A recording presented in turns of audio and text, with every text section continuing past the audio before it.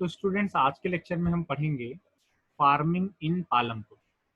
हमारा जो चैप्टर चल रहा है सोशल साइंस में, वो क्लास 9th का पहला चैप्टर है, the story of village Palampur, जिसमें एक लेक्चर इंट्रोडक्टरी हम लोगों ने कर लिया है, जिसके अंदर हम लोगों ने पालमपुर में production, transport, society, health and education, इन सारी कंडीशंस को देखा था। साथ ही साथ हमने एक एक्स्ट्रा टॉपिक और देखा था कि क्या क्या चीज़ें हमें रिक्वायर्ड होती हैं फॉर प्रोडक्शन एक्टिविटी, जिसको कि हम लोगों ने फैक्टर्स ऑफ प्रोडक्शन के अंदर पढ़ा था। आज के टॉपिक में हम लोग पढ़ने वाले हैं farming in Palampur. Basically Palampur में फार्मिंग एक्टिविटी कैसे कैरी की जाती है, वो हम लोग इसमें देखेंगे। तो जो फर्स्ट पॉइंट आप यहाँ देख रहे हैं, उसमें लिखा हुआ है कॉन्स्टेंट और लिमिटेशन ऑन फार्म प्रोडक्शन। कि फार्म प्रोडक्शन की एक लिमिटेशन होती है, एक कॉन्स्टेंट होता है, और वो लिमिटेशन ये है कि जो लैंड होता है प्रोडक्शन के लिए वो फिक्स्ड होता है। इस वजह से हम बहुत ज्यादा प्रोडक्शन उसमें नहीं कर सकते। एक हद तक, एक लिमिट तक ही प्रोडक्शन उसमें पॉसिबल है। और अगर पालमपुर की बात करें तो 1960 के बाद लैंड एरिया जो है प्रोडक्शन का, उसमें कोई एक्सटेंशन नहीं हुआ है।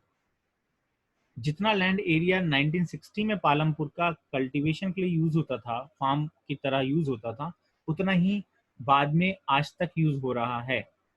तो कोई भी उसमें एक्स्ट्रा इंक्रीमेंट नहीं हुआ है लैंड एरिया में, जो कि फार्मिंग के लिए यूज होता है।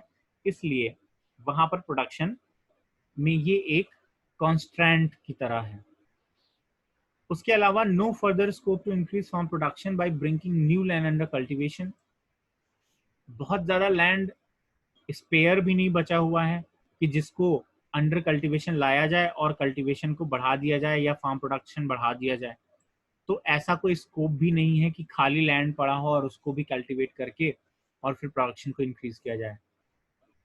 Now Palampur resembles a village of, अगर हम वहाँ के क्लाइमेटिक कंडीशंस जो हैं, वेदर और जो लैंड पैटर्न है, जो क्रॉपिंग पैटर्न है, अगर उनको ध्यान में रखें, या जिस तरह की क्रॉप्स वहाँ पर ग्रो करी जाती हैं और जिस तरह की सुविधाएं वहाँ पर अवेलेबल हैं, फैसिलिटीज जैसे अवेलेबल हैं, अगर उसको देखें तो पालमपुर काफी हद तक उत्तर प्रदेश के किसी वेस्टर्न विलेज से, वेस्टर्न उत्तर प्रदेश के वेस्टर्न पार्ट में जो विलेजेस हैं, उनसे मिलता जुलता है काफी हद तक।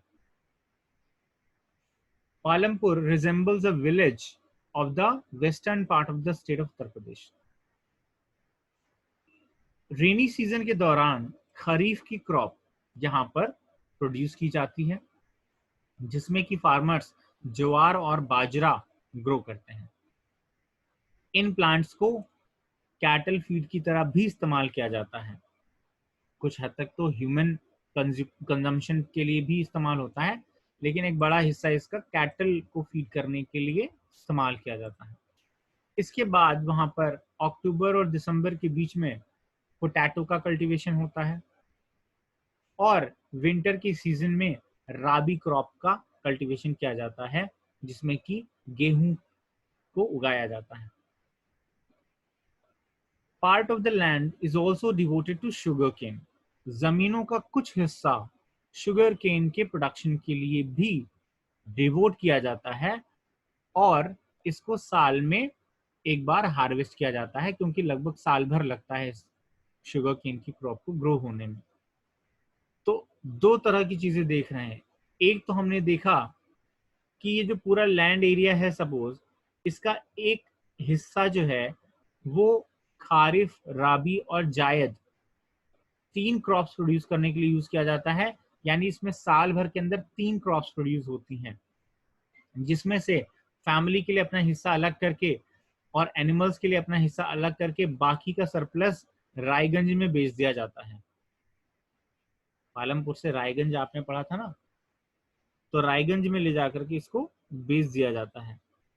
और एक हिस्सा जो है, ये वाला जो पोर्शन है, इसको खाली छोड़ दिया जाता है, साल भर के लिए खाली छोड़ दिया जाता है। इन द सेंस कि खाली नहीं, इसमें शुगर केन को लगा करके और छोड़ दिया जाता है, और साल भर के बाद इसको इसको हार्वेस्ट किया जाता है, और जो प्रोड्यूस होता है उसको शाहपुर में ट्रेडर्स को बेच दिया जाता है।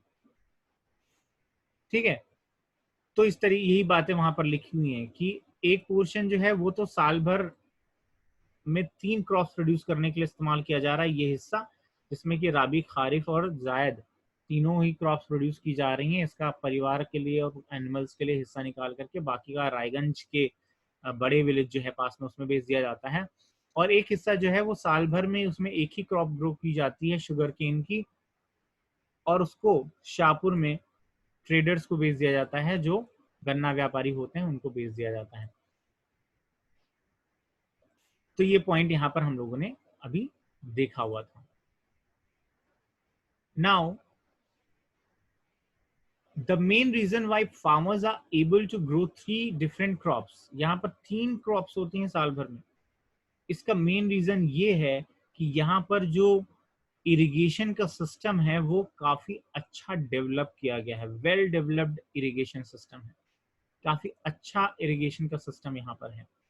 खास करके इलेक्ट्रिसिटी की अवेलेबिलिटी के आने की वजह से ट्यूबवेल्स का काफी ज्यादा इस्तेमाल होता है इरिगेशन के लिए, और एक बड़े एरिया को आसानी से ट्यूबवेल की मदद से कल्टीवेट करने में, इरिगेशन करने में हेल्प मिल जाती है।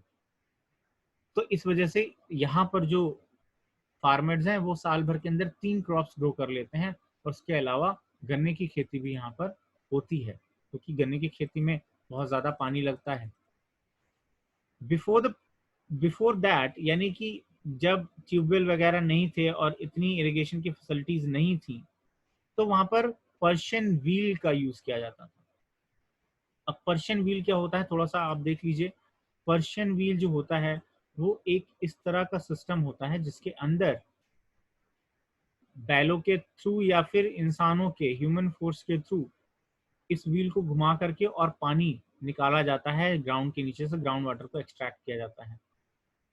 ये देखिए इस तरह से ये वाटर एक्सट्रैक्ट किया जा रहा है पानी की जमीन के नीचे से, और इसका यूज आगे फिर ये नालियों के थ्रू, ये जो पतले चैनल्स बने हुए इनके थ्रू खेतों में ये पानी पहुंचाया जाता है।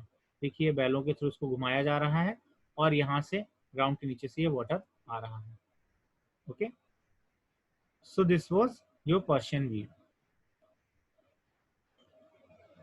Now growing more than one crop during a year is known as multiple cropping. जब भी कहीं पर भी एक से ज्यादा क्रॉप्स ग्रो की जाती हैं साल भर के अंदर, तो उसको हम लोग मल्टीपल क्रॉपिंग कहते हैं। और हम आसानी से समझ पा रहे हैं कि पालमपुर में मल्टीपल क्रॉपिंग की जाती है। अब ये ग्राफ हमने ऑलरेडी देखा हुआ है, जिसमें कि हमने ये समझा दिया था कि कैसे एक हिस्सा 3 क्रॉप्स को ग्रो करने के लिए साल भर में यूज किया जाता है और एक शुगर केन के लिए किया जाता है। तो ये आप समझ पाएंगे। Now if you see 2 ways to increase crop production, 2 तरीके जिनसे कि क्रॉप के प्रोडक्शन को इंक्रीज किया जाता है। ये शॉर्ट आंसर्स के पॉइंट ऑफ व्यू से काफी इंपॉर्टेंट पार्ट है। What are the 2 ways to increase crop production? उसमें से पहला है मल्टीपल क्रॉपिंग। मतलब एक तरीका तो ये है कि आप साल भर के अंदर एक से ज्यादा प्रोडक्शन, एक से ज्यादा फसलों का प्रोडक्शन करिए, एक से ज्यादा क्रॉप्स को प्रोड्यूस करिए और हार्वेस्ट करिए। और दूसरा तरीका ये है कि आप मॉडर्न फार्मिंग मेथड्स का इस्तेमाल करिए। मॉडर्न फार्मिंग मेथड्स में क्या क्या यूज किया जाता है? मॉडर्न फार्मिंग मेथड्स में जो कन्वेंशनल सीड्स हैं उनकी जगह पर HYV सीड्स का इस्तेमाल किया जाता है, हाई यील्डिंग वैरायटी सीड्स का यूज किया जाता है।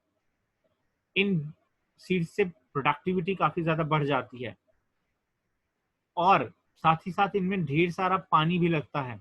ये आप इसका डिसएडवांटेज भी कह सकते हैं कि इसमें ढेर सारा पानी लगता है।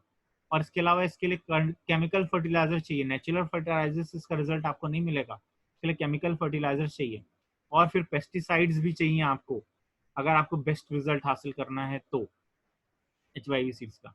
जबकि मल्टीपल क्रॉपिंग वाली जो सिंपल मेथड होती थी उसमें कन्वेंशनल सीड्स का इस्तेमाल किया जाता था। कन्वेंशनल सीड्स में पानी कम लगता था और नेचुरल फर्टिलाइजर्स का इस्तेमाल कर सकते थे, केमिकल फर्टिलाइजर की जरूरत नहीं पड़ती थी, लेकिन उसमें प्रोडक्शन कम होता है, अमाउंट ऑफ प्रोडक्शन बहुत कम होता है। इसमें काफी ज्यादा प्रोडक्शन बढ़ जाता है अगर आप केमिकल मेथड का यूज करते हैं प्रोडक्शन के लिए। तो यानी कि अगर आप मॉडर्न फार्मिंग मेथड्स का यूज करते हैं तो ये दोनों चीजें आपको यहाँ पर याद रखनी है कि कौन से 2 तरीके हैं इंक्रीज करने के प्रोडक्शन को। तो वो 2 तरीके हैं हमारे, एक तो मल्टीपल क्रॉपिंग और दूसरा है मॉडर्न फार्मिंग मेथड्स। अब ये जो मॉडर्न फार्मिंग मेथड्स हैं ये ग्रीन रेवोल्यूशन के दौरान इंट्रोड्यूस करी गई 1960s के दौरान, लास्ट में लेट 1960s में ग्रीन रेवोल्यूशन हुआ। याद रखिए कि 1960s मतलब 1960 से लेकर 70 के बीच का जो टाइम था, उस दौरान ग्रीन रेवोल्यूशन हुआ। सरकार ने स्टेप्स उठाए ताकि फार्म प्रोडक्शन को बढ़ाया जा सके, और इस दौरान हाई यील्डिंग सीड्स का यूज़, केमिकल फर्टिलाइजर का यूज़, ये सब करना फार्मर्स को कहा गया, ट्रेन किया गया और अवेलेबल कराया गया। इनका सबसे ज़्यादा जो मॉडर्न फार्मिंग मेथड्स में जो ये सीड्स वगैरह हैं, इनका सबसे पहले जो इस्तेमाल किया वो आपको याद रखना है, पंजाब, हरियाणा और वेस्टर्न यूपी में सबसे पहले किया गया। ये स्टेट्स आपको याद रखने हैं, ये एक नंबर के क्वेश्चन के पॉइंट ऑफ व्यू से इंपॉर्टेंट। पंजाब, हरियाणा और वेस्टर्न उत्तर प्रदेश, जहाँ पर सबसे पहले इन टेक्नोलॉजीज का यूज़, यानी कि मॉडर्न जो फार्मिंग मेथड्स हैं इनका यूज़ किया जाने लगा। ये यहाँ पर देखिए बना हुआ है क्या क्या इस्तेमाल करना होता है। HYV सीड्स हैं, फर्टिलाइजर्स, पेस्टिसाइड्स, डैम्स का यूज़ करके सिंचाई करना, ट्यूबवेल्स का यूज़ करना और फार्म मशीनरी का यूज़ करना, इलेक्ट्रिसिटी का यूज़ करना। तो इन सब की मदद से ग्रीन रेवोल्यूशन किया गया और जो मॉडर्न फार्मिंग टेक्निक्स हैं उनका इस्तेमाल किया जाने लगा प्रोडक्शन के लिए। अब इसके बाद जो हमारा नेक्स्ट टॉपिक होगा वो होगा विल द लैंड सस्टेन। तो ये टॉपिक हम लोग नेक्स्ट लेक्चर में करेंगे। अभी के लिए आप इसको रिवाइज कर लीजिए, देख लीजिए, और जो भी क्वेरीज हैं वो आप पूछ सकते हैं। Thank you.